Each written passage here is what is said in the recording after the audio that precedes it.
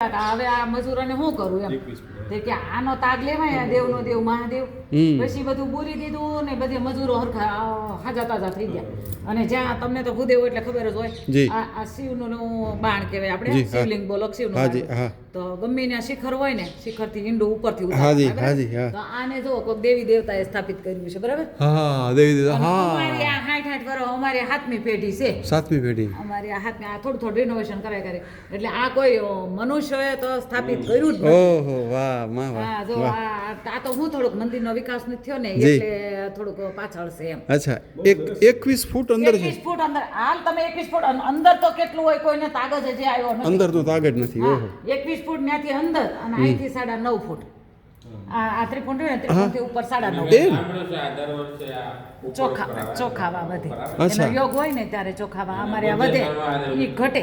આ સીધા ભગવાન જ છે એમ ને સીધા? હા સીધે શિવલિંગ જ છે બરાબર શિવલિંગ વાહ વાહ વાહ જય હો અને અમારે આ 5 પગથિયા ચડી અને ઓલો બુધેશ્વર 5 પગથિયા ઉતરી 5 પગથિયા ઉતરવાનું છે. વાહ વાહ જય હો મહાદેવ. આને તો અડીએ નીચે તો અડીએ. વિડિયો કોલ કરી દર્શન કરાવવા તો કરાવો તમતા. આ શિવલિંગ જ છે અને 9 ફૂટ છે બેન 9 ફૂટ અહીંથી 9.5 ફૂટ. ઓહો વાહ જી જય હો મહાદેવ. ઓમ નમઃ શિવાય નમઃ ઘરે વિડિયો કોલ કરીને બધા દર્શન કરાવે કરાવો અને ભોળાનાથની દયા હોય તો આવો શિવરાત્રી પર. હાજી હાજી હાજી.